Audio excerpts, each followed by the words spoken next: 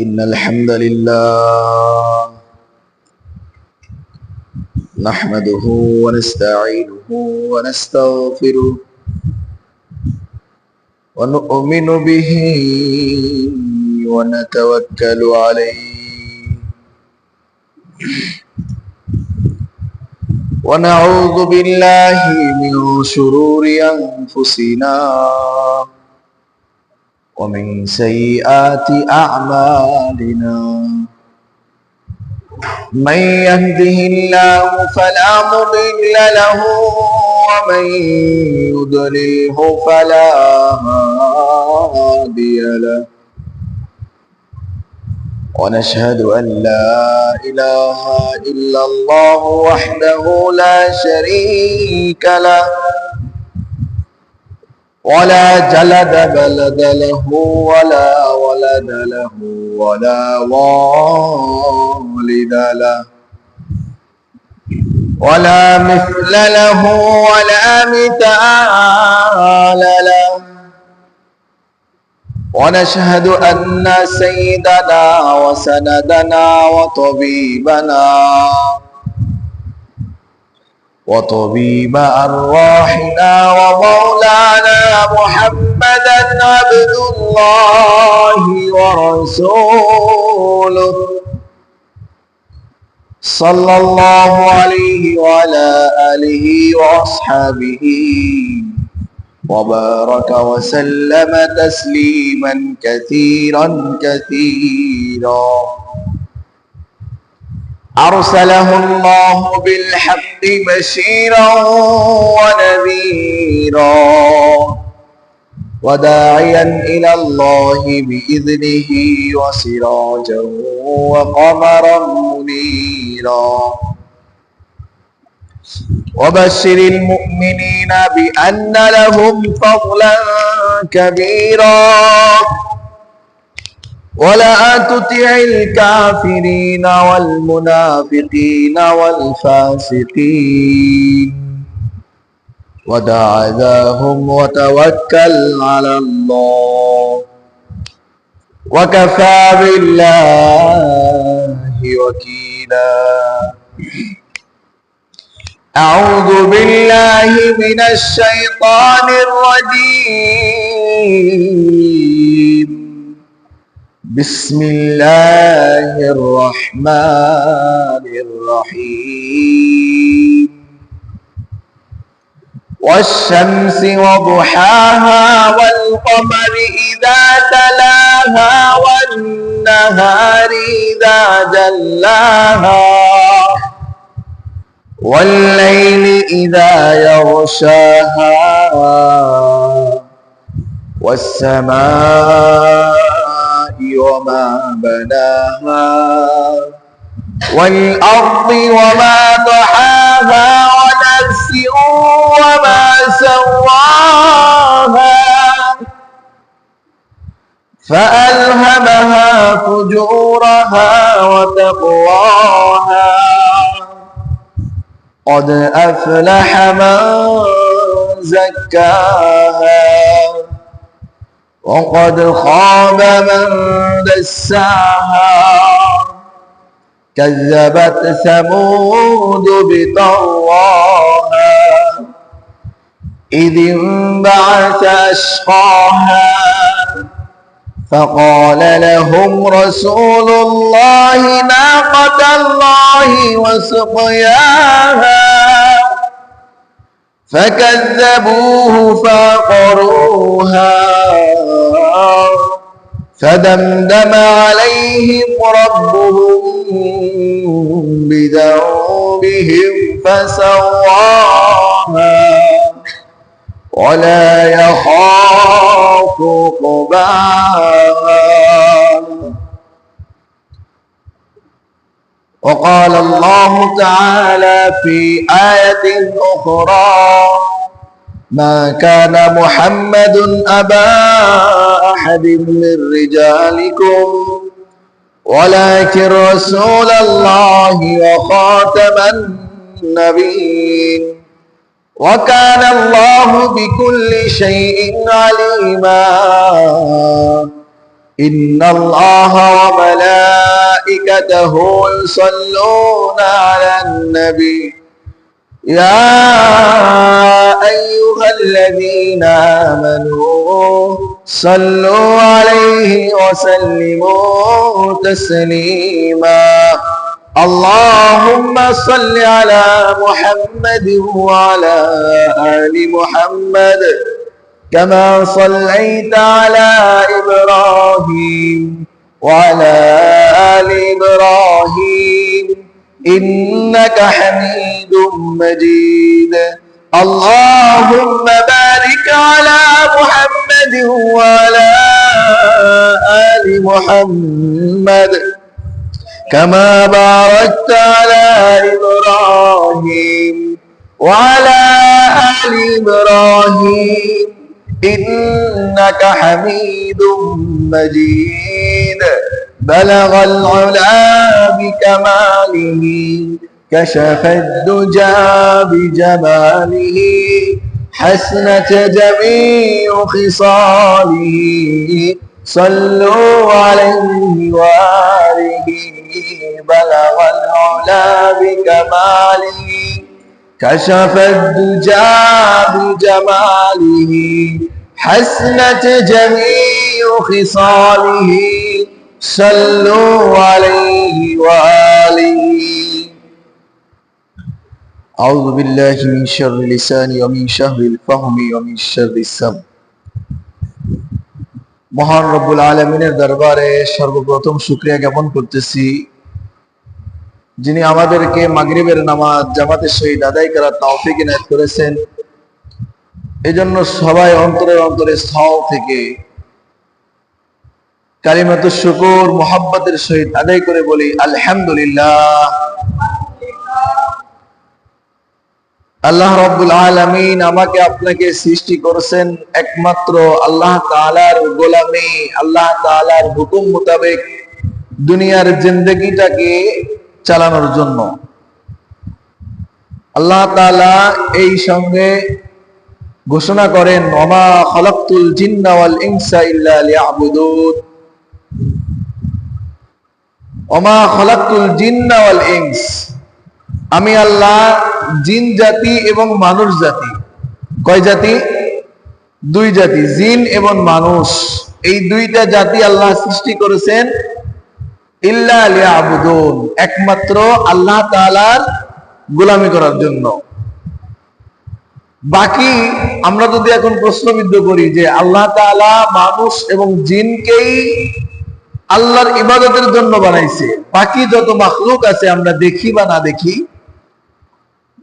এইগুলা কি অন্য কারোর ইবাদতের জন্য বানাইছে? প্রশ্ন আসতে পারে না? মানুষ এবং জিন আল্লাহর ইবাদতের জন্য, বাকি সব মাখলুক কার ইবাদত করে? এখানে আল্লাহ তাআলা হাসর করছেন, অর্থাৎ মানুষ আর জিনকে উল্লেখ করেছেন, বাকি কিছুই উল্লেখ করেন নাই। কিন্তু অন্য আয়াতের ভিতরে আল্লাহ তাআলা বলতেছে মানুষ আর জিন ব্যতীত বাকি যত মাখলুক আছে ইউসাব্বিহু লিল্লাহ, তারা প্রতিটা সময়, প্রতিটা মুহূর্ত, প্রতিটা ক্ষণে একমাত্র কার তাসবিহ পাঠ করে? আল্লাহ তাআলা। অর্থাৎ মানুষের জিন ব্যতীত বাকি যত মাখলুক আছে এদের কোনো ক্ষমতা নাই মালিকের অর্ডার ছাড়া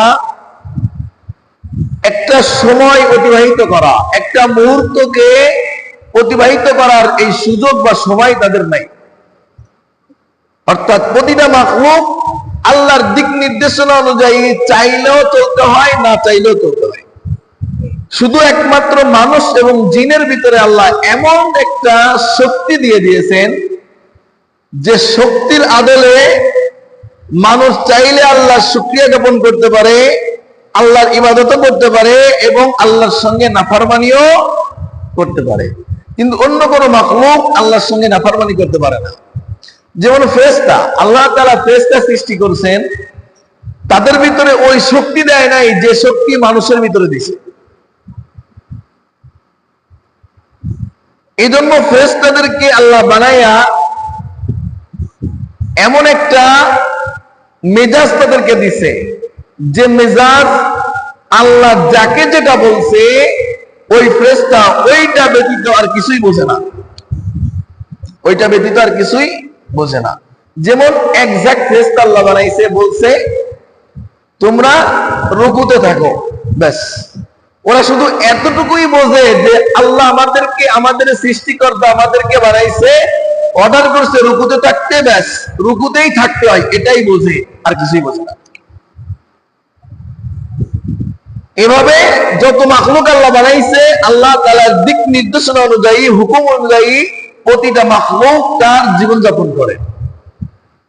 শুধু মানুষ আর জিনের ভিতরে এমন একটা শক্তি, এমন একটা পাওয়ার আল্লাহ দিছে, মানুষ এবং জিন চাইলে আল্লাহর ইবাদতও করতে পারে, আবার চাইলে আল্লাহর নাফরমানিও করতে পারে।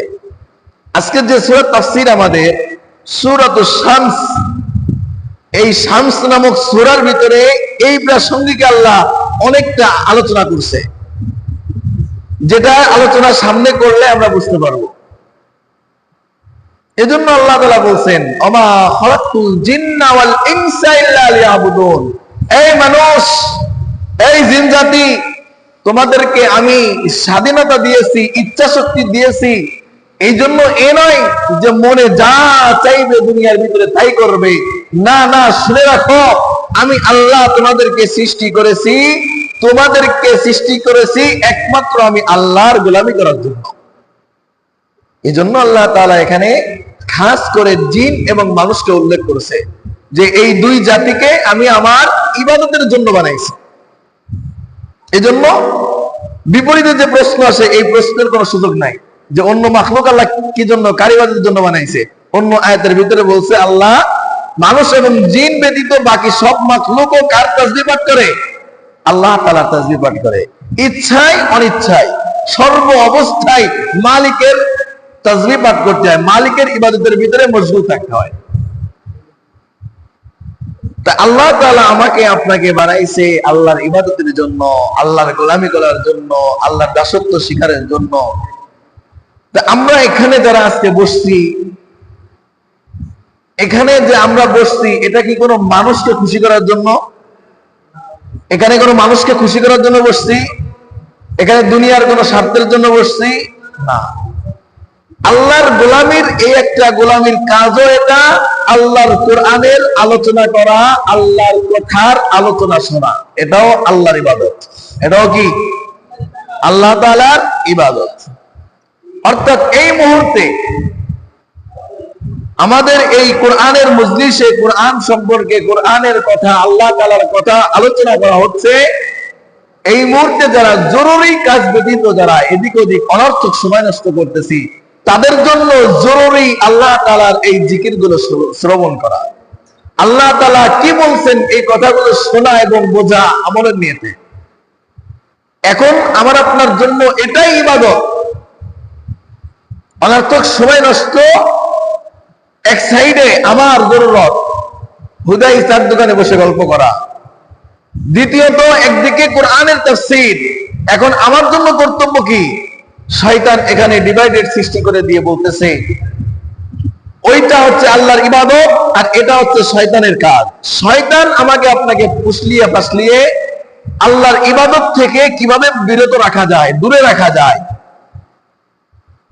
এই জন্য এই সময়ের চাহিদা, আপনার যদি সময়টা অনর্থক থাকে, কোনো কাজে না লাগে, জরুরি কোনো বিষয় না হয়, তাহলে আপনার জন্য চার দোকানে বসে থাকা, অনর্থক সময় নষ্ট করার থেকে মালিক ডাকতেছে, মালিকের ইবাদত এই মুহূর্তে তাফসীর শ্রবণ করা। এজন্য আল্লাহ বলতেছে ওমা খালাকতুল জিন্না ওয়াল ইনসা ইল্লা লিয়াবুদুন। এই মানুষ জাতি এবং জিন জাতি শুনে রাখো, তোমাদেরকে আমি আল্লাহ সৃষ্টি করেছি একমাত্র আমি আল্লাহর ইবাদত করার জন্য। কিন্তু আমরা শুধু মনে করি আমরা নামাজ পড়লেই আল্লাহর ইবাদত হয়ে গেল, রোজা রাখলেই আল্লাহর ইবাদত, হজ করলেই আল্লাহর ইবাদত। না না না, আমার জীবনের শুরু থেকে শেষ পর্যন্ত, মৌতের আগ পর্যন্ত যতটা কার্যক্রম হতে পারে, যতটা কার্যক্ষেত্র হতে পারে, জীবনের যতটা মুহূর্ত হতে পারে, প্রত্যেকটা মুহূর্ত, প্রত্যেকটা সময়, প্রত্যেকটা ক্ষেত্রের জন্য আল্লাহর নিদর্শন আছে কিনা? অবশ্যই আছে। আর পুরো জীবনটাই আল্লাহর রাস্তায় আল্লাহর হুকুম মোতাবেক পরিচালনা করার নামই আল্লাহর গোলামি করা। শুধু ইবাদত করলাম, শুধু নামাজ পড়লাম, আল্লাহর গোলামি স্বীকৃতি হয়ে গেল, আল্লাহর গোলামি প্রকাশ হয়ে গেল, এটা আল্লাহর গোলামি নয়। হ্যাঁ, এটাও গোলামির একটা প্রকার, বাকি পুরা জীবনটাই আল্লাহর রাস্তায় পূর্ণ আল্লাহর হুকুম মোতাবেক চলার নামই আল্লাহর গোলামি করা। আল্লাহ তাআলা আমাদের সবাইকে পরিপূর্ণ আল্লাহ তাআলার দাসত্ব গোলামি করার তৌফিক দান করুক এবং তার খাঁটি গোলাম হিসেবে কবুল করে নেক, বলেন আমিন। আজকে আমাদের যে আলোচনার বিষয় সূরাতুশ শামস। সূরাতুশ শামস, শামস অর্থ সূর্য। শামস অর্থ কি? শামস অর্থ কি? সূর্য। এই সূর্যের নামে এই সূরাটার নামকরণ সূরাতুশ শামস। এই শামস দ্বারা এই সূরার নামকরণ করা হয়েছে কেন? এই সূরার ভিতরে আল্লাহ তাআলা আজকে গুরুত্বপূর্ণ কিছু আলোচনা করছেন। যে গুরুত্বপূর্ণ আলোচনা করতে যে আল্লাহ তাআলা অনেক বিষয়ের প্রতি কসম খাইছে। কি খাইছে? অনেক, প্রায় 10টা বিষয়ের প্রতি কসম খাইছে আল্লাহ। কসম খেয়ে এরপরে ওই বিষয়টাকে আল্লাহ তাআলা বলতেছে। আজকের এই বিষয়টা আমরা খুব গুরুত্ব দিয়ে শুনবো যে আল্লাহ এতগুলো কসম খাইছেন, এতগুলা কসম খেয়ে কোন বিষয়টা আল্লাহ বললেন? তাহলে একটা কসম খেয়ে বললে যার গুরুত্ব যতটুকু, 10টা কসম খেয়ে বললে ওই বিষয়ের গুরুত্ব কি একরকম? একটা কসম খায় যদি একটা বিষয় সাব্যস্ত করার জন্য একটা কসম খাওয়া লাগে, আর একটা বিষয় সাব্যস্ত করার জন্য যদি 10টা কসম খাওয়া লাগে, তাহলে একটা কসম খাওয়ার বিষয়টার থেকে 10 গুণ গুরুত্ব বোঝায় পরের বিষয়টা, ঠিক কিনা? যে বিষয়ে 10টা কসম খাওয়া হয়েছে ওই বিষয়টা, একটা বিষয় একটা কসম খেয়ে যে পরিমাণ গুরুত্ব বোঝানো হয়েছে তার থেকে বেশি গুরুত্ব বোঝানো হয়েছে যে বিষয়ের প্রতি 10টা কসম খাওয়া হয়েছে। আল্লাহ তাআলা সর্বপ্রথম এই সূরার শুরুতে যে বিষয়টার প্রতি কসম খাইছেন এই বিষয়টা হচ্ছে সূর্য। আল্লাহ তাআলা এই প্রাসঙ্গিকে এই সূরাটার নামকরণও করেছে সূরাতুশ শামস। আল্লাহ তাআলা বলতেছেন ওয়াশ-শামসি ওয়া-দুহাহা, ওই সূর্যের কসম, ওয়া-দুহাহা, শুধু সূর্যের কসম নয়, সূর্য যে কিরণটা ছাড়ে, যে আলোটা ছাড়ে, এই আলোর কসম। এক নম্বরে সূর্যের কসম খাইছে, ওই সূর্যের কসম।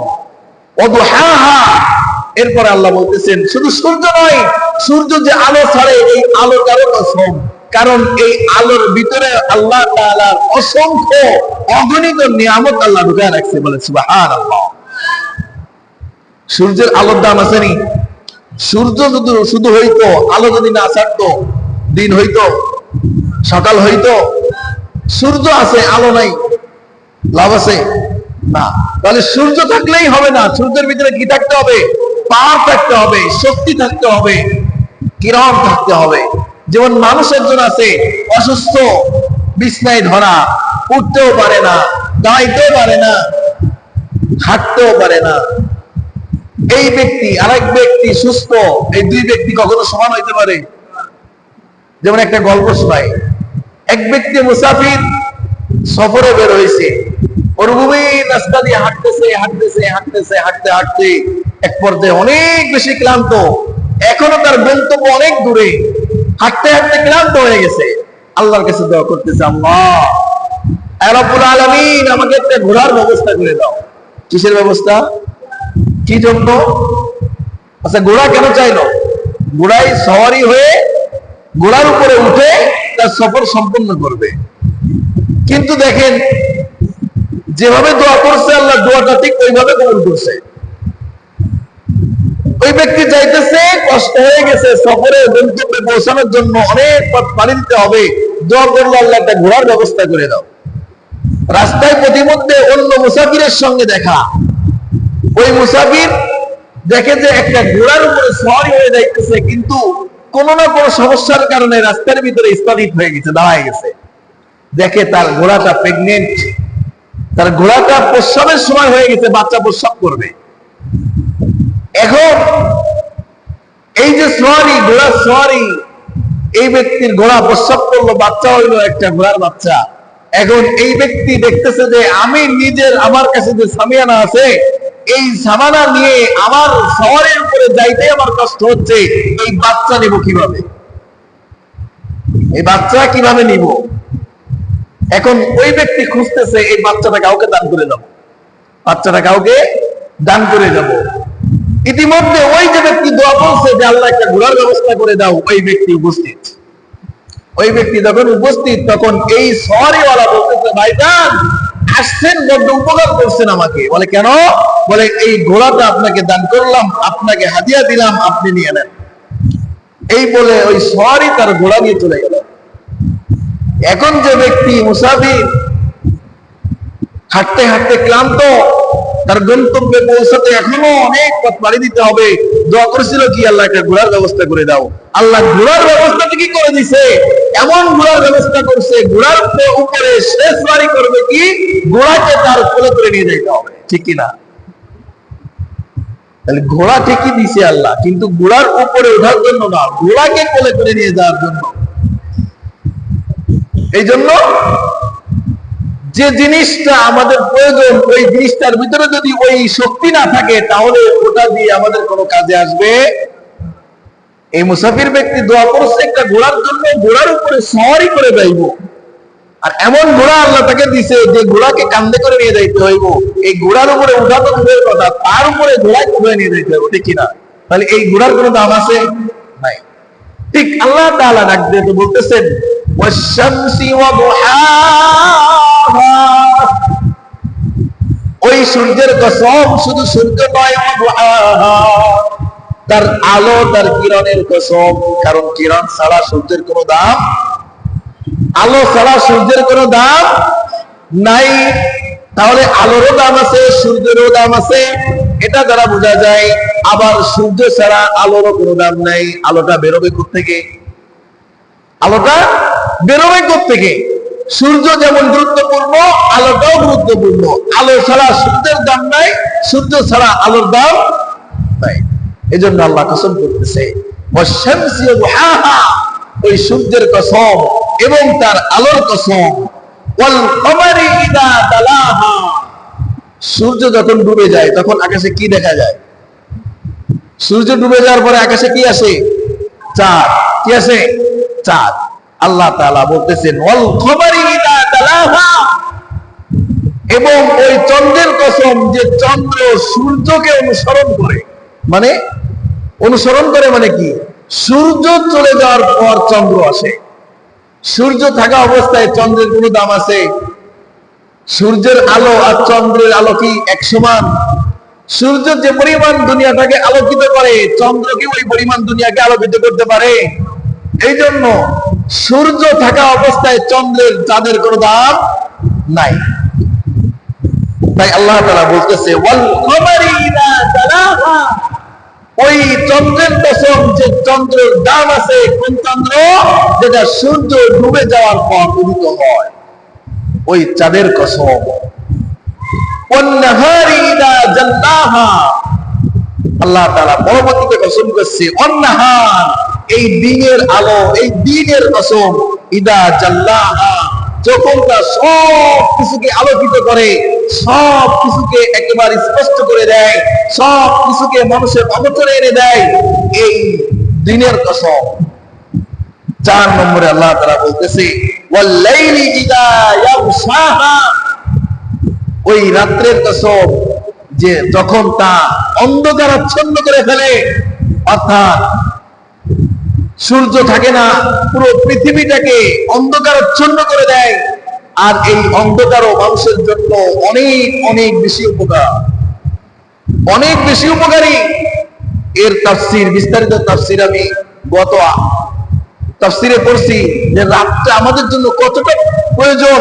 রাত যদি না হইতো, একটা মানুষ প্রতিদিন সকালবেলা তার শরীরের ভিতরে নতুন উদ্যমতা নিয়ে, নতুন শক্তি যোগায় নিয়ে উঠতে পারতো না। কারণ রাত্রকে আল্লাহ এমন ভাবে সৃষ্টি করছে, প্রতিটা মানুষের ভিতরে সারা দিনের ক্লান্তিকে দূর করে এই রাতের বিশ্রামে আল্লাহ তাআলা তার পূর্বের শক্তি পরিপূর্ণ আবার ঢেলে দেয়। এই জন্য এই রাত্রটাও আমাদের জন্য অনেক থেকে অনেক বেশি উপকার। এই জন্য আল্লাহ তাআলা বলতেছে ওয়াল্লাইলি ইযা ইয়াগশা, ওই রাত্রের কসম যখন তা অন্ধকারাচ্ছন্ন করে নেয়, ওয়াস-সামাই ওয়া মা বানাহা, ওই আসমানের কসম, ওই বিশাল আসমানের কসম, ওয়া মা বানাহা, শুধু আসমান নয়, আসমান বানানেওয়ালার কসম। আল্লাহ আল্লাহর কসম দিচ্ছে। কার কসম? আল্লাহ নিজে তার কসম দিয়ে বলতেছে ওয়াস-সামাই ওয়া মা বানাহা, ওয়াস-সামা ওই আসমানের কসম, ওয়া মা বানাহা এবং আসমান যে বানানেওয়ালা, এই বানানেওয়ালার কসম। আসমান বানাইছে কেডা? আসমান কে বানাইছে? আল্লাহ। আল্লাহ কিন্তু এখানে ডাইরেক্টলি তার কথা বলেন নাই, আল্লাহ একটু ঘুরায় বলছে। আল্লাহ একটু ঘুরায় বলছে। যেমন মনে করেন আপনি এলাকার ভিতরে একটু সম্ভ্রান্ত লোক, আপনার নাম, আপনার গুণগান সবার মুখে মুখে সব সময়। আপনি কি করছেন? মসজিদে আজকে জুমার দিন 1 লক্ষ টাকা দান করছেন। এখন আপনার প্রশংসা করতে যে আজকে মসজিদের ইমাম সাহেব বলতেছে, যে ব্যক্তি মসজিদে 1 লক্ষ টাকা দান করলো, এই ব্যক্তিটা অনেক লক্ষ, এই ব্যক্তিটার দানের হাত অনেক বড়। আজকে যে ব্যক্তি 1 লক্ষ টাকা দান করছে এই মসজিদে, এই ব্যক্তির প্রশংসা সবার মুখে মুখে। এমন কথা বলার দ্বারা অপরিচিত একজন মানুষের অন্তরে আসর কাটবে, আসলে ওই ব্যক্তি কে, আসলে ওই ব্যক্তির তো মনটা অনেক বড়। 1 লক্ষ টাকা মসজিদে দান করছে, ওই ব্যক্তির পরিচয়ের প্রতি যার সামনে এই কথা বলা হচ্ছে, তার আকর্ষণ আকৃষ্ট বেশি ঝুঁকে পড়বে। এই জন্য আল্লাহ তাআলা আল্লাহর মহিমা, আল্লাহ তাআলার শক্তি, আল্লাহর কুদরত বর্ণনা করে মালিকের পরিচয় দিয়ে বলতেছে ওই আসমানের কসম, ওয়া মা বানাহা, শুধু আসমানের কসম নয়, এই বিশাল আসমান, খুঁটিহীন আসমান, এত বড় আসমান সমুন্নত করছেন, কোনো খুঁটি নাই, কোন ধারক বাহক নাই, এমন খুঁটিহীন আসমান দিয়ে সৃষ্টি করছে, যার হুকুমে এই আসমান পৃথিবীর উপরে ঝুলন্ত অবস্থায় আছে। এই আসমান বানানেওয়ালার কসম, এই আসমান বানানেওয়ালার কসম। এখান থেকে আরেকটা ইঙ্গিত ইশারা পাওয়া যায়। মুফাসসিরে কিরামরা বলে, সর্বপ্রথম আল্লাহ শামসের কসম খাইছে, সূর্য, এরপরে সূর্যের আলোর কসম খাইছে, এরপরে চন্দ্র চাঁদের কসম খাইছে, এরপরে দিনের কসম খাইছে, এরপরে রাতের কসম খাইছে, এরপরে আসমানের কসম খাইছে। এই কসমগুলা খাইছে যে কয়টা বিষয়, খেয়াল করে দেখেন, প্রত্যেকটা বিষয় কিন্তু মাখলুক। প্রত্যেকটা বিষয় কি? মাখলুক। চন্দ্র কি মাখলুক না? সূর্য কি মাখলুক না? আল্লাহ সৃষ্টি না? এই সৃষ্টি প্রথম আল্লাহ উল্লেখ করছেন, স্রষ্টার কথা উল্লেখ করেন নাই।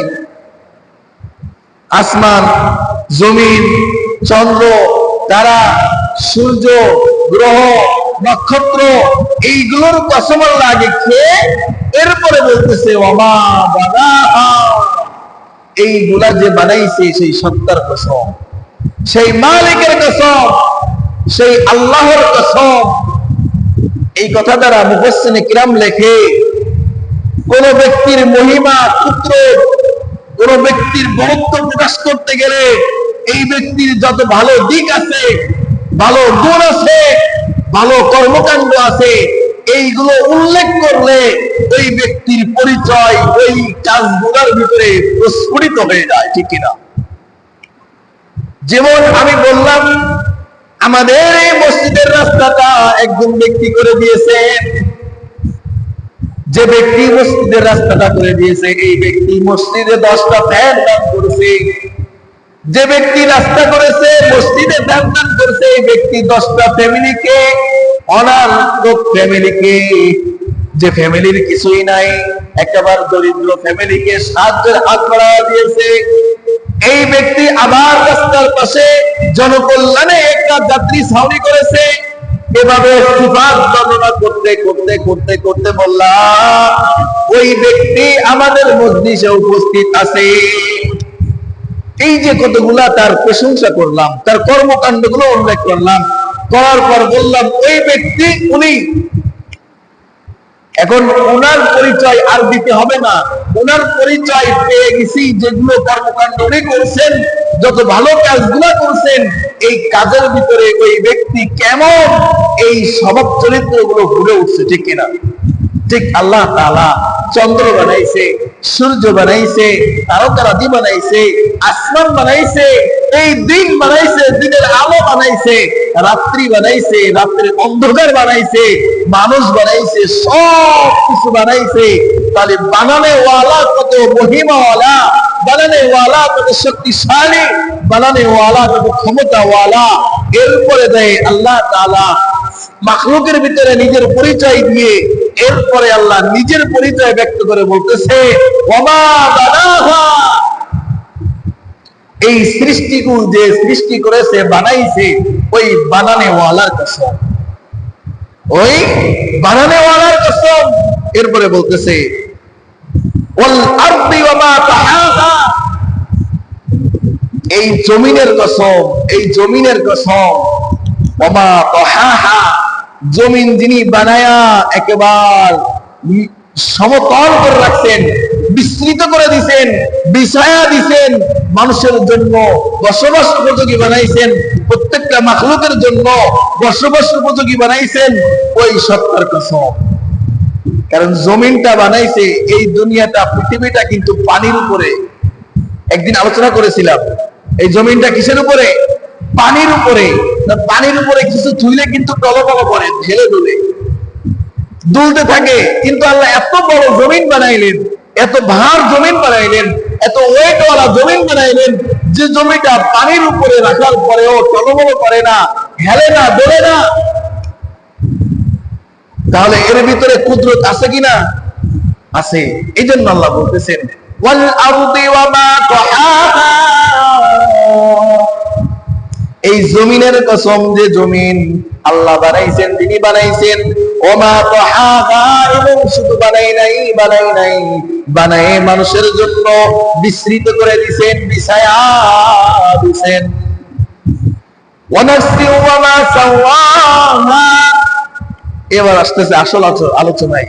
এতগুলো কসম আল্লাহ খাইছেন, এরপরে বলতেছেন ওয়া নাফসি ওয়া মা সাওয়াহা, আরেকটা জিনিস আল্লাহ বানাইছে, নাস, অন্তর, মানুষের মন, হৃদয়। এটা বানাইছেন কে? এটা কে বানাইছেন? আল্লাহ। আল্লাহ নিজে বলতেছে অনস, যিনি বানাইছেন নফস, এই নফসের কসম।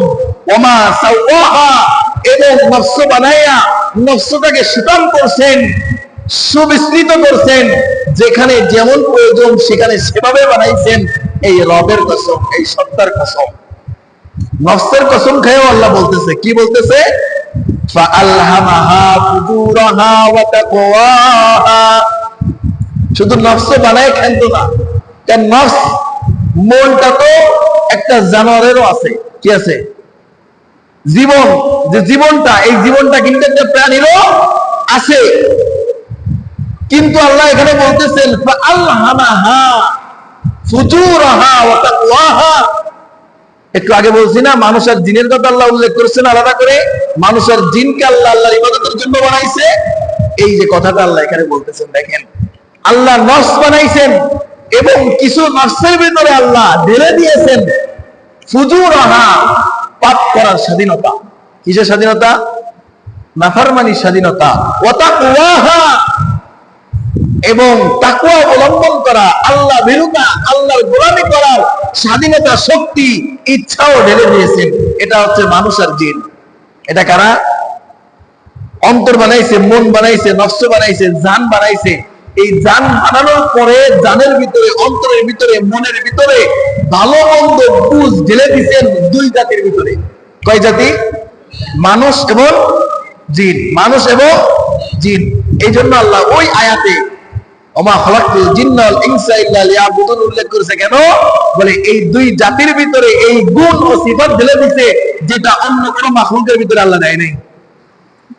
এই জন্য আল্লাহ বলতেছে ফাআলহামাহা ফুজুরাহা ওয়া তাকওয়াহা, আমি আল্লাহ নফস বানাইছি, মন বানাইছি, অন্তর বানাইছি এবং তার ভিতরে আলহামাহা ঢেলে দিয়েছি, পাঠাইছি, প্রস্তুত করেছি ফুজুরাহা ওয়া তাকওয়াহা, দুই ভাগে বিভক্ত করে তার মন এক ভাগে বিভক্ত করছি যে মনে চাইবে পাপ করতে, আরেকটা ভাগে বিভক্ত করছি যে মন চাইবে আল্লাহর ইবাদত বন্দেগী করতে। মুফাসসিরিন কিরাম হাদিসের প্রসঙ্গিকে বলে, হাদিস এনে বলে এই নফসকে দুই ভাগে বিভক্ত করা হয়েছে। আল্লাহ রাসূল বলেন প্রত্যেকটা মানুষের ভিতরে দুইটা মন। কয়টা? একটাকে বলা হয় নফসে আম্মারা, একটাকে বলা হয় নফসে আম্মারা, আর একটাকে বলা হয় নফসে মুতমাইন্না। নফসে আম্মারা আরেকটা নফসে মুতমাইন্না। নফসে আম্মারা যেটা, এটা সবসময় মানুষকে ফুসলাইতে থাকে খারাপ কাজের দিকে। কোন কাজে? খারাপ কাজে। এই যে খারাপ কাজ দেখলে সুদের টাকা, ঘুষের টাকা, হারাম মাল, মানুষের ক্ষতি করা, মানুষের পিছনে লাগা, মানুষের গীবত গাওয়া, এর ভিতরে যে একটা মজা, এই মজাটা আগে নিজের ভিতরে অনুভব হয়, এরপরে ওইদিকে যাইতে মনে চাই। কিন্তু মনটা চাইলো কেন? আল্লাহ রাসূল বলেন আল্লাহ তাআলা তোমার ভিতরে যে মনটাকে তৈরি করছে, এই মনটাকে দুই ভাগে বিভক্ত করে দিয়েছেন। একটাকে নফসে আম্মারা বানাইছে, আরেকটাকে নফসে মুতমাইন্না বানাইছে। এক মনে চাইতেছে যাই, এর ভিতরে অনেক স্বাদ, অনেক মজা, এটা হচ্ছে নফসে আম্মারা। আরেকটা মনে চাইতেছে যে না, এখানে গেলে তো হারাম কাজ হইব, আল্লাহর নাফরমানি হইব, এই নাফরমানির দরুন আল্লাহ তোমাকে শাস্তি দেবে, না ওদিকে যাওয়া যাবে না, ওদিকে বাড়ানো যাইবে না। এই কথা তোমাকে বলে নফসে মুতমাইন্না। এই কথা বলে কি? নফসে মুতমাইন্না। তোমার মনে দুই দিকে সাড়া দিবে, একদিকে মনে চাইবে যে করি, আবার কিছু সময় পরে অন্য মন চাইবে যে না করি না। এই কথা আল্লাহ বলতেছে প্রত্যেকটা মানুষ এবং জিনের ভিতরে আমি আল্লাহ জান দান করছি, নফস দান করছি। আর এই নফসকে দুই ভাগে বিভক্ত করে একটাকে ক্ষমতা দিয়েছি খারাপ কাজের দিকে আকৃষ্ট করা, আর একটাকে ক্ষমতা দিয়েছি ভালো কাজের দিকে আকৃষ্ট করা। এখন মানুষের এখানে দায়িত্ব দিয়ে পাঠাই দিছি আমি। কার দায়িত্ব? মানুষের দায়িত্ব। মানুষ সবসময় তার নফসে আম্মারার উপরে নফসে মুতমাইন্নাকে প্রাধান্য দিবে। কাকে প্রাধান্য দিবে? নফসে মুতমাইন্না, ভালো দিকটাকে সবসময় প্রাধান্য দিবে। এই জন্যই আল্লাহ তাআলা একটা ব্যবস্থা রাখছেন, যে ব্যবস্থাটা দুনিয়ার শুরু থেকে কিয়ামত পর্যন্ত, এই পর্যন্ত চলতেছে, কিয়ামত পর্যন্ত চলবে। এটা হচ্ছে ভালো দিক দেখানেওয়ালা মানুষ, ভালো দিক দেখানেওয়ালা মানুষ। আর এই সুযোগটাকে ব্যবহার করে আজকে কিছু সুবিধাবাদী মানুষ এই সুযোগটাকে ব্যবহার করতেছে। যেমন আসতেছে সামনে আয়াতে আল্লাহ কি বললেন? নফসে দান করেছি, নফসকে দুই ভাগে বিভক্ত করেছি, নফসে আম্মারা, নফসে মুতমাইন্না। নফসে আম্মারা মানুষকে খারাপের দিকে ডাকে, নফসে মুতমাইন্না মানুষকে ভালোর দিকে ডাকে। এখন মানুষের কর্তব্য, যে ব্যক্তি এই কর্তব্য পালন করবে সেই সফলতার পরে যাবে, আর যে ব্যক্তি এই কর্তব্য পালন করবে না সেই ধ্বংসের পথে যাবে। কি সেটা বলতেছে? অবশ্যই, মানে কি? অবশ্যই আফলাহা, সফলতা পেয়ে গেল, মান, ওই ব্যক্তি, যাক্কাহা, যে অন্তরকে আত্মশুদ্ধি করলো। সুবহানাল্লাহ। অন্তরকে আত্মশুদ্ধি করার মানে কি? নফসে আমরার উপরে নফসে মুতমাইন্নাকে প্রাধান্য দেওয়ার নাই তাযাক্কা, আত্মশুদ্ধি করা। আর এটা করতে হইলে কি করতে হয়? উস্তাদ নিয়োগ করতে হয়। কি নিয়োগ করতে হয়? উস্তাদ। উস্তাদ কি? যেমন আমি আপনি পাবলিক মানুষ, সাধারণ আম মানুষ, ভালো মন্দ আমার আপনার সামনে অনেকটা স্পষ্ট, অনেকটা অস্পষ্ট, ঠিক কিনা? অনেক কাজ আছে এটা ভালো না মন্দ আমি আপনি জানি না, অনেক কাজ আছে স্পষ্ট, এটা হারাম এটা হালাল এটা আমি জানি। অনেক কাজ আছে, এটা করা যাবে না যাবে না এটা জানি না। যেটা করা যাবে এবং যাবে না এই বিষয়ে আমার কোনো জ্ঞান নাই, এই জ্ঞান যার কাছ থেকে নিব এমন একজন ব্যক্তি সিলেক্ট করা, যে ব্যক্তি কুরআন সুন্নাহর আলোকে আমাকে আপনাকে বলে দিবে এই কাজটা করা সঠিক বা এই কাজটা করা বেঠিক। এই যে দিক নির্দেশনা দেনেওয়ালা, এই যে দিক নির্দেশনা দেনেওয়ালা এক ব্যক্তিকে আমি আপনি উস্তাদ মানবো, গুরু মানবো। বাংলায় বলা হয় উস্তাদ, বাংলায় কি বলা হয়? আরবিতে বলা হয় শায়েখ, আরবিতে কি বলা হয়? উর্দুতে বলা হয় পীর, উর্দুতে কি বলা হয়? পীর। আজকের বাংলায় উস্তাদ বলতে পীর বোঝে না, উস্তাদ বলতে মুরব্বী বোঝে না, মুরব্বী বলতে পীর বোঝে না, পীর বলতে কি বোঝে? হাতে হাত রেখে বায়াত গ্রহণ করবে, যত আকাম কুকাম আছে তুমি করতে পারো, আমি অনুমতি দিয়ে দিলাম, জান্নাত আমার দায়িত্বে, তুমি যত কিছু আছে করতে থাকো, সব দেখবো, ট্যাকেল দেবো পরে, আমি দুনিয়া তোমরা আমার জন্য ট্যাকেল দিও, ঠিক কিনা? আজকের এই সুযোগটা লুফে নিছে ওরা, ভুল ব্যাখ্যা আর পেট পূজারি আর দুনিয়ার কিছু স্বার্থের লোভের জন্য। অথচ আল্লাহ তাআলা এখানে ডাইরেক্টলি বলছে যে আলোচনা, ওরা দেখবেন দলিল পেশ করে। বর্তমান যত দরবার আছে, ভণ্ড দরবার, এরা দলিল পেশ করে কোরআনের আয়াত দিয়ে, কদ আফলাহা মান যাক্কাহা। আরে আল্লাহ তাআলা ডাইরেক্টলি বলছেন, যে ব্যক্তি আত্মশুদ্ধি করলো, অর্থাৎ পীর ধরলো, আত্মশুদ্ধি করলো মানে কি, পীরের কাছে যায় মুরিদ হইল, এই ব্যক্তি একমাত্র সফল কাম। মুরিদ না হইলে সফলতার কোনো রাস্তা নাই, বলে না মানুষ? বলে। আর আমার সামনে তো বলছে অনেকে, দেখি দরবারে যায় যদি পীরের হাতে মুরিদ না হয় তাহলে জান্নাতে যাওয়া যাবে। আমার কাছে এক ব্যক্তি আসছে, এসে বলতে, হুজুর একটা কথা আছে আপনার জন্য, আপনার কাছ থেকে পরামর্শ না করে তো অনেক কাজ করি না, তা একটু পরামর্শ করবো। আমি বললাম, কি পরামর্শ ভাইজান? আমাকে বলল, আমার এক রক্তের সম্পর্ক একজন বলল যে তুমি যদি অমুক দরবারে যাই মুরিদ না হও তাহলে কিন্তু তুমি জান্নাতে যাইতে পারবা। তখন আমি বললাম, নাউজুবিল্লাহ, ওখানে কি জান্নাত বিক্রি হচ্ছে? বললো, আমারে ডাইরেক্টলি নাম বলছে। আমি সত্যি নাম বলছে? বলে হ্যাঁ। এখন সে তো পাবলিক, সে তো ভালো মন্দ অতটা বেশি বোঝে না, কিন্তু বুদ্ধি খাটায়া যে এই পর্যন্ত আসছে, তার জন্য আমি ধন্যবাদ দিছি। তখন তাকে আমি কয়েকটা প্রশ্ন করলাম, ভাইজান আচ্ছা ইসলাম বলতে কি বুঝছেন? এই ছোট থেকে এই পর্যন্ত যে বড় হয়েছেন, অত কিছু দরকার নাই। ইসলাম বলতে কি বুঝছেন? ইসলাম পালন করে কারা? যারা নামাজ পড়ে না তারা? বলে না। যারা রোজা করে না তারা? বলে না। তারা জীবনে কোনোদিন হজ করে নাই এরা? সমর্থ থাকা সত্ত্বেও পায় না। যারা নিশার ভিতরে লিপ্ত এরা? বলে না। আপনাকে যে ব্যক্তি কথাটা বলছে, ওই ব্যক্তি নামাজ পড়ে? ওই ব্যক্তি নিজে বললো জুমার নামাজও পড়ে না। কি নামাজ পড়ে না? জুমার নামাজও পড়ে না। যে ব্যক্তি বলছে ওই ব্যক্তি কতটা ভালো, কতটা আল্লাহ তাআলার হুকুম পালন করে, কতটা রমজান মাসের রোজা রাখে? বলে রোজা তো রাখেই না, জুমার নামাজও পড়ে না। আমি বললাম, তাহলে ওই ব্যক্তি যদি বলে অমুক জায়গায় জান্নাত বিক্রি হচ্ছে, যে ব্যক্তির ভিতরেই আমল নাই তার পিছনে ঘুরলে আপনি জান্নাত কেন? আপনাকে তো জাহান্নামে যাইতে কষ্ট হইব। ওই ব্যক্তি বুঝছে, মোটামুটি একটু বুঝছে। খবরদার ভাই, খবরদার, এটা ধোঁকাবাজি। এমন কোন গ্যারান্টি নাই, এমন কোন গ্যারান্টি দেওয়ালা নাই যে আপনার জান্নাতের দায়িত্ব আমি নিলাম। আর আজকের কোরআনের এই আয়াতের ভুল ব্যাখ্যা করে বলতেছে যারা আত্মশুদ্ধি করবে তারাই একমাত্র জান্নাতে যাবে, কিন্তু আত্মশুদ্ধির রাস্তা, পথ ও পন্থা তারা বিকৃতি করে দুনিয়ার কিছু স্বার্থ এবং পেট পূজার কাজে নিয়োজিত করছে।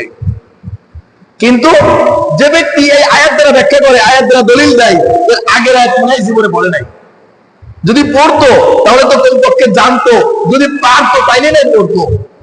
এখানে আল্লাহ ডাইরেক্ট বলে দিছে, অনাসিউ ওয়া মা সাওয়াহা, আল্লাহ মন বানাইছে, অন্তর বানাইছে, ফাআলহামাহা ফুজুরাহা ওয়া তাকওয়াহা, আর প্রত্যেকটা অন্তরকে দুই ভাগে বিভক্ত করছে। একটা মন চাইবো খারাপ কাজ করতে, আর একটা মন চাইবো ভালো কাজ করতে। এই দুইটো মন দুই দিকে টানবে। এই দুইটো মনের উপরে, নফসে আম্মারার উপরে, খারাপ মনের উপরে ভালো মনটাকে প্রাধান্য দিতে হবে। আর এই প্রাধান্য দিতে গেলে একজন শায়েখ একজন মুরব্বী, একজন আলেম, একজন উস্তাদ, একজন গুরুর পরামর্শ লাগবে কোন কাজ করলে খারাপ কাজের উপরে ভালো কাজকে প্রাধান্য দিতে পারবো। আর এই পরামর্শ যার কাছ থেকে নেওয়া হয় তাকে বলা হয় পীর, তাকেই বলা হয় মুরব্বী, তাকেই বলা হয় উস্তাদ, তাকেই বলা হয় শাইখ। আর আজকের দুনিয়ায় আমরা পীরকে মনে করছি তার হাতে বায়াত গ্রহণ করতেই নামাজ লাগে না, রোজা লাগে না, দান সদ্গা লাগে না, হজ যাকাত লাগে না, সারাদিন নেশা করবো, সারাদিন ঘুরবো ফিরবো, মানুষের পিছে লাগবো, মানুষের গীবত গাইবো, ব্যাস জান্নাতের দায়িত্ব পীররে দিয়ে আইছি। আহা, আফসোস হয়, এই মানুষগুলোর প্রতি আফসোস হয়। অথচ দেখেন পীর কাকে বলে। আমাদের যাত্রাবাড়ি মাদ্রাসার বড় সাহেব, বর্তমান বাংলাদেশের যদি 2 থেকে 3 জন আলেম বলেন তাকে 1 নম্বরে করতে হবে, শেখ মাহমুদুল হাসান সাহেব। উনি কিন্তু বড় একজন পীর। উনি কি হাজার হাজার মুরিদ ওনার সারা দেশে, বাংলাদেশে হাজার হাজার মুরিদ। শুধু বাংলাদেশ না, ইন্ডিয়া, পাকিস্তান এমন দেশেও তার মুরিদ আছে, কিন্তু তার কোনো খানকা নাই। কি নাই? কোনো খানকা নাই, তার খানকার কোনো দান বাক্স নাই, তার বাপ দাদার কোনো মাজার নাই, অথচ হাজার হাজার মুরিদ। আমি তো ক্ষুদ্র, আমার থেকে বড় বড় আলেম, যুগশ্রেষ্ঠ আলেমরা তার কাছে মুরিদ, তার কাছে বায়াত গ্রহণ করছে। কই একদিনে তো দেখলাম না তার বাবার নামে 10 টাকা দান করার জন্য একটা দান বাক্স রাখছে। কই কোনোদিন তো দেখলাম না এই যে যাত্রাবাড়ির মতো মাদ্রাসা 10,000 ছাত্র যেখানে পড়ালেখা করে, কোরআন হাদিস শেখে, কই কোনোদিন দেখলাম না তার বাবার একটা মাজার বানায়া, কবর বানায়া সিজদার ব্যবস্থা রাখছে। কই কোনোদিন দেখলাম না সন্তান না হইলে ওই বাবার দরবারে যায় একটা পাথর, একটা ইটা নিয়ে যায় বাবার কাছে মান্নত করছে, একটা মুরগি দিয়ে গেলাম, বাবা আমার কি হয় না, সন্তান হয় না, একটু দোয়া করে দেন, সন্তান হয় না, আল্লাহর কাছে একটু সন্তান চেয়ে দেন, বা আপনি একটা সন্তান দেন। কই কোনোদিন কোনো মুরিদের দোকায় বললো না? তাদের নামে তো সাইনবোর্ড লাগানো নেই, 7 লাইনের একটা টাইটেল দিয়ে অমুক অমুক অমুক অমুক অমুক অমুক টাইটেল দিয়ে বড় একটা সাইনবোর্ড লাগানো নেই দরবারের সামনে যে অমুক ব্যক্তি পীরে কামেল। তাহলে পীর এমন জিনিস না। হ্যাঁ, মুরিদ হইতেই হবে, মুরিদ যে ব্যক্তি হবে এই ব্যক্তি সফল কাম। মুরিদ মানে কি? মুরিদ মানে উস্তাদ ধরা, গুরু ধরা, শায়েখ ধরা। যে শায়েখ তোমাকে খারাপ কাজের প্রতি ঘৃণা সৃষ্টি করাবে, ভালো কাজের প্রতি আকর্ষণ সৃষ্টি করবে, এই ব্যক্তি তোমার পীর। এই ব্যক্তি তোমার পীর। যে ব্যক্তির কাছে যাওয়ার পরে তোমার আখলাক নষ্ট, তোমার চরিত্র নষ্ট, তোমার ভালো কাজ তোমার থেকে বিদায় নিল, খারাপ কাজের প্রতি বেশি ডুবে গেলা, ওই ব্যক্তি তোমার পীর না, ওই ব্যক্তি তোমার জন্য শয়তান, জাহান্নামে নেওয়ার জন্য তোমাকে রাস্তা ক্লিয়ার করতেছে স্পষ্ট। এই জন্য আমরা বলি, আমাদের উস্তাদরা বলে, পীরের পরিচয় মুরিদ দেখে। কিসের পরিচয়? পীরের পরিচয় কি দেখে? মুরিদ দেখে। মুরিদ যদি প্রস্তাব করে পানি না নেয়, মনে করবেন ওর পীর পায়খানা করে পানি নেয় না। কি নেয় না? ওর পীরে পায়খানা করেও পানি নেয় না। যে মুরিদ মনে করবেন সুন্নাত পড়ে না, মনে করবেন ওর পীরে ফরজ করে না। যেমন আমরা যখন হেফজুল্লাহ পড়ছি তখন আমাদের প্রতিযোগিতা হয়, এখনো দেখেন না বিভিন্ন দেশ থেকে এক একজন করে প্রতিযোগী, বিভিন্ন দেশে কোরআন হিফজুল কোরআন প্রতিযোগিতা হয়। সৌদি আরবে, মিশরে, কাতারে, দুবাই, এই সমস্ত জায়গায় হাফেজদের প্রতিযোগিতা হয় না? এরকম বিভিন্ন প্রতিযোগিতা গাইতাম যখন হিফজুল্লাহ ছিলাম। তখন কোন প্রতিষ্ঠানের ছাত্র যদি পুরস্কার পাইতো বিভাগীয় পর্যায়ে, জেলা পর্যায়ে, তখন আমরা দেখতাম যে হাই এই ছাত্রটা কার?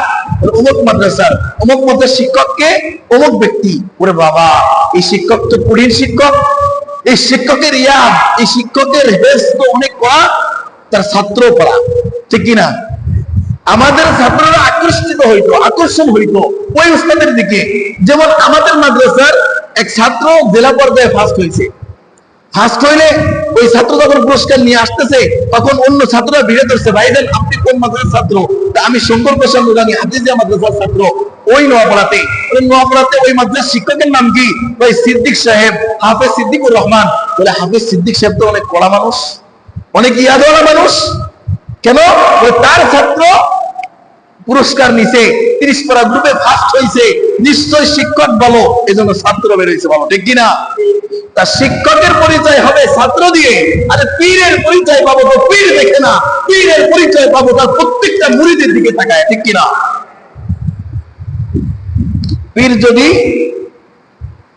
পীর যদি ফরজ পড়ে, মুরিদরা ফরজ পড়বে না। পীর যদি সুন্নাতওয়ালা হয়, মুরিদরা ফরজওয়ালা হইব। পীর যদি নফলওয়ালা হয়, মুরিদরা সুন্নাতওয়ালা হইব। এই জন্য দোস্ত বারবার বোঝাই, হাতে ধরে বোঝাই, পায়ে ধরে বোঝাই, যদি সামনে আসেন নিজের হাত দিয়ে পা ধরবো যে পীরের দরবারে মুরিদ হওয়ার পর আপনার নামাজ নাই, আপনার ভিতরে সততা নাই, আপনার আখলাক ঠিক নাই, আপনি নেশা থেকে ফিরতে পারেন নাই, আপনি গুনাহ ছাড়তে পারেন নাই, আপনি নামাজ ধরতে পারেন নাই, আপনি ওলামা বিদ্বেষ করেছেন, আপনি মসজিদ থেকে দূরে চলে গেছেন, লিখে দিতে পারি কোরআনের আয়াতের আঙ্গিকে আপনার এটা পীর না, আপনার জন্য এটা জাহান্নামের রাস্তায় আগায় নিয়ে যাইতেছে। এই জন্য দোস্ত আসেন, পীর ধরা যাবে না এই কথা আমি বলি না, অবশ্যই ধরতে হবে। আমারও পীর আছে, আমারও কি আছে, আমারও মুরব্বী আছে। আমি কোনো সমস্যায় এখনো যদি পড়ি, আমি যদি সমস্যায় পড়ি, আমি ফোন দিয়ে দিই সঙ্গে সঙ্গে আমার ওস্তাদের কাছে, হুজুর আমি এই সমস্যায় পড়ছি, কি করব? আমার ভিতরে এই অভ্যাস আসছে, আমি কি করব? তখন আমার উস্তাদ, আমার শায়েখ, আমার মুরব্বী আমাকে একটা দিক নির্দেশনা দেয়, আমি তার মতকে গ্রহণ করে সেই পথকে অবলম্বন করি। কোরআন হাদিসের আঙ্গিকে, কোরআন সুন্নাহর অনুকরণে, অনুসরণে সে একজন আলেম, সে আমাকে সঠিক পথ দেখায়, আমি সেই সঠিক পথে চলার চেষ্টা করি। আমারও পীর আছে, আমারও শায়েখ আছে, আমারও উস্তাদ আছে, আপনারও থাকতে হবে। আমি একজন আলেম হয়ে যদি আমার শায়েখ থাকে, আপনি পাবলিক হয়ে আপনার তো আগে থাকা দরকার, ঠিক কিনা? আপনি পাবলিক হয়ে আপনার তো আগে থাকা দরকার। কিন্তু কোন কাজের জন্য দরকার আর কোন কাজের জন্য গ্রহণ করতেছেন এটা বিবেচনা করতে হবে দোস্ত। আসেন, আল্লাহ তাআলা আমাদের সবাইকে সঠিক বুঝ দান করুক, সঠিক পথ ও মত গ্রহণ করে এই জগৎটাকে আল্লাহ তাআলা সুন্দর নবমী সুন্নাহ দিয়ে আল্লাহ তাআলা পরিপূর্ণ আমলদার হিসেবে গ্রহণ করুক। আল্লাহ তাআলা আমাদের সবাইকে তার খাঁটি গোলাম হিসেবে কবুল করে নেন, বলেন আমিন। আল্লাহ তাআলা পরের আয়াতে বলতেছে, قد أفلح من زكاها, যে ব্যক্তি আত্মশুদ্ধি করলো এই ব্যক্তি সফল কাম। এখানে আরেকটা বিষয় না বললে হবে না, একটু গুরুত্ব দিয়ে শোনেন। নফসের তাজকিয়া করতে হয়, এই নফসের ভিতরে আরেকটা তাজকিয়া আছে। এটা হচ্ছে কি, যেমন আপনার ভিতরে হিংসা আছে যেটা মানুষ দেখতে পায় না, আপনার ভিতরে তাকাব্বুরি আছে যেটা মানুষ দেখতে পায় না, আপনার ভিতরে বহুত্ব আছে যেটা মানুষ দেখতে পায় না, আপনার প্রতি লোভ আছে যেটা মানুষ দেখতে পায় না, আপনার ভিতরে টাকার প্রতি মোহ আছে, দাম শ্রদ্ধা করতে মন চায় না, এটা মানুষ দেখতে পায় না। এই বিষয়গুলো আপনি নিজে অনুভব করে আপনার উস্তাদ, আপনার পীর, আপনার শায়েখের কাছে বলবেন যে হুজুর, যে উস্তাদ বা মুরব্বী, আমি যখন অন্যের ভালো দেখি তখন আমার মনের ভিতরে ওই ব্যক্তির প্রতি হিংসা আসে। কি আসে? হিংসা আসে। যখন আমার কাছে টাকা থাকে, আমার মসজিদে দান করতে মনে চায় না, তাফসীর মাহফিলে দিতে মনে চায় না। আমার যখন কিছু ভালো হয় তখন নিজেকে অনেক বড় মনে হয়। আমি যখন মসজিদ থেকে নামাজ পড়ে বের হই আর বেনামাজিকে দেখি তখন আমার নিজের মনের ভিতরে নিজেকে অনেক বড় মনে হয়। এই দোষগুলো আমার ভিতরে আছে। আমি কোন কায়দায়, কিভাবে, কি কাজ করলে আমার ভিতর থেকে এই টাকার প্রতি লোভ চলে যাবে, আমি কি কাজ করলে অন্যের প্রতি হিংসা আসবে না, আমি কোন পথ ও মত অবলম্বন করলে আমার ভিতর থেকে এই রোগগুলা দূর হয়ে যাবে, এই যে গোপন পরামর্শ, গোপন রোগের ওষুধ, এটার নাম তাজকিয়া। এই গোপন রোগের ওষুধ যদি কেউ কোরআন না জানে, সুন্নাহ না জানে, হাদিস না জানে, এই ব্যক্তি কোনোদিন দিতে পারবে? এই ব্যক্তি দিতে পারবে? ওই ব্যক্তি বলবে কি, আমার বাবার মাজারে 3টে সিজদা দে, আমার বাবার মাজারে 3টে সিজদা দে, যা বাড়ি যায় একটা ছাগল মান্নত কর, আমার দরবারের সামনের ওরে শরীফে একটা গরু দান করবি, যা। কইব না? কইব কি না? তাহলে এই কোরআন সুন্নাহর জ্ঞান নেই দেখা আমার আপনার অর্থের প্রতি ওই পীরেরই তো লোভ, আমার লোভ কিভাবে দূর করবে? ঠিক কিনা?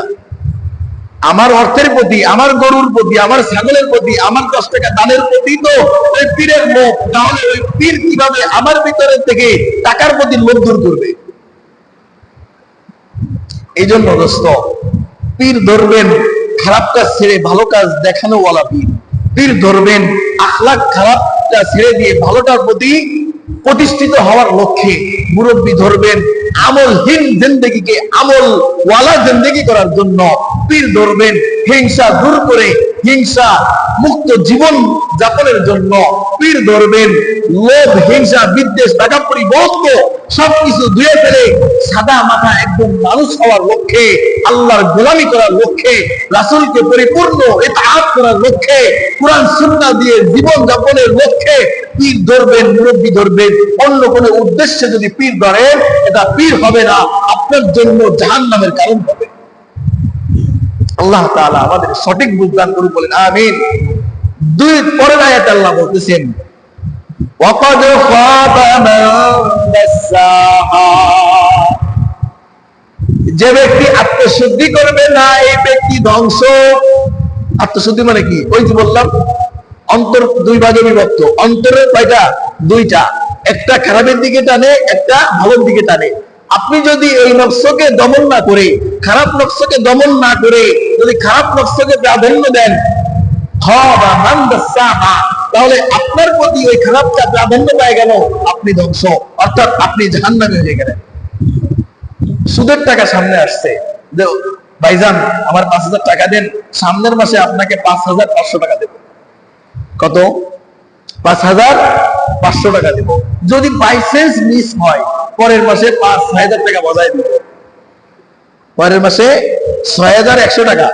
ওই যে চক্রবৃদ্ধি সুদ আসবে না, আবার এই 1,000 টাকারও তো সুদ আসবে, সুদির টাকারও সুদ, চক্রবৃদ্ধি সুদ। অফার দিল, দেন 5,000 টাকা, সামনের মাসে দিয়ে দেবো ইনশাআল্লাহ। আর ইনশাআল্লাহ বলে 5,000-এর সাথে 500 টাকা বাড়ায় দিব। যদি না হয় পরের মাসে দিলে 6,100 টাকা দিব, চক্রবৃদ্ধি সুদ। এখন আপনার পকেটে টাকা আছে, এক মনে করছে যে না দি 5,000 দিলে তো 6,000 পাবো, 5,000 দিলে তো 5,500 পাবো। আর এক মনে বলতেছে যে না এটা তো সুদ, এটা তো সুদ, না দেওয়া যাবে না, খাওয়া যাবে না। এই যে আপনার মনটা দুই ভাগে বিভক্ত, দুই ভাগে বিভক্ত হয়ে গেছে। এখন যদি আপনার ওই সুদের প্রতি থেকে নফসে আমরাটাকে দমন করে, নফসে মুতমাইন্নাটাকে শক্তিশালী করে যদি আপনি সুদেরকে লাথি বাইরে বলতে পারেন যে না আমার কোনো সুদ লাগবে না, নে তোকে কর্জে হাসানা দিলাম, 5,000 টাকা দিলাম, তুই সামনের মাসে 5,000 টাকায় আমাকে রিটার্ন দিস, ব্যাস আমি সুদ খাবো না, এমনটা যদি করতে পারেন আপনি সফল। আর যদি নফসে আমরাকে প্রাধান্য দিয়ে নফসে মুতমাইন্নাটাকে একেবারে দুর্বল বানাইয়া সুদের প্রতি আকৃষ্ট হয়ে যদি 6,000 টাকার লোভে 5,000 টাকা হাওলাত দেন, সুদি লাগান, তাহলে আপনি আপনি পরাজয় হইলেন, জাহান্নামের রাস্তায় আগায় গেলেন।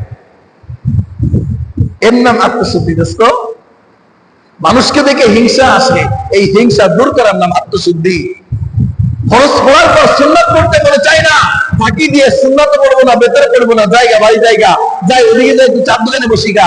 এই যে ফরজ পড়ার পরে সুন্নাত আর নফলের প্রতি মন টানে না, এই মনটাকে নফলের প্রতি ভিতরে বেশি থেকে বেশি মনোযোগী করা, এই যে দিক পরামর্শ যে মুরব্বী আমাকে দেবে, এর নাম পীর।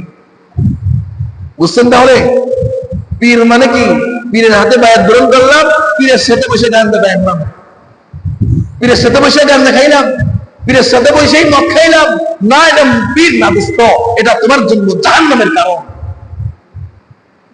এই জন্য আল্লাহ তাআলার এই আয়াতগুলো স্পষ্ট, কদ আফলাহা মান যাক্কাহা, যে ব্যক্তি আত্মশুদ্ধি করবে ওই ব্যক্তি সফলকাম, কদ খাবা মান দাসাহা, যে ব্যক্তি আত্মশুদ্ধি করলো না এই ব্যক্তি ধ্বংস, এই ব্যক্তি পরাজয় লাভ করলো, এই ব্যক্তি জাহান্নামের দিকে আগায় গেল। এই জন্য দোস্ত, আত্মশুদ্ধি কাকে বলে এটা আমাদের জানতে হবে। পীর কাকে ধরতে হবে, পীর কিভাবে ধরতে হবে, কোন কাজের উদ্দেশ্য করে পীর ধরতে হবে। পীর ধরতে হবে, ধরতে হবেই, মুরব্বি বানাতে হবেই, কিন্তু কোন উদ্দেশ্যে বানাতে হবে এই দিকগুলো যেন আমাদের ঠিক থাকে। আল্লাহ তাআলা আমাদের সঠিক বুঝ দান করে, সঠিক পথ অবলম্বন করে তারা তৌফিক দান করে, বলেন আমিন। পরের আয়াতে আল্লাহ তাআলা একটা জাতি সম্পর্কে আলোচনা করতেছে। এটা ব্যাপক আলোচনা, ইনশাআল্লাহ সামনের সপ্তাহে আলোচনা করব। আল্লাহ তাআলা আমাদের সবাইকে কোরআনের জন্য কবুল করুক। এভাবে আল্লাহ তাআলা শ্রম দিয়ে, অর্থ দিয়ে কোরআনের এই তাফসীরটাকে আল্লাহ তাআলা কিয়ামত পর্যন্ত দায়েম ও কায়েম রাখুক। আমাদের দ্বারা, আমাদের অর্থের দ্বারা, আমাদের শ্রমের দ্বারা আল্লাহ তাআলা নাজাতের উসিলা বানায় নিক, বলেন আমিন। ওয়া আখিরু দাওয়ানা আলহামদুলিল্লাহি রাব্বিল আলামিন। سبحان الله وبحمده سبحانك اللهم وبحمدك أشهد أن لا إله إلا أنت أستغفرك وأتوب إليك.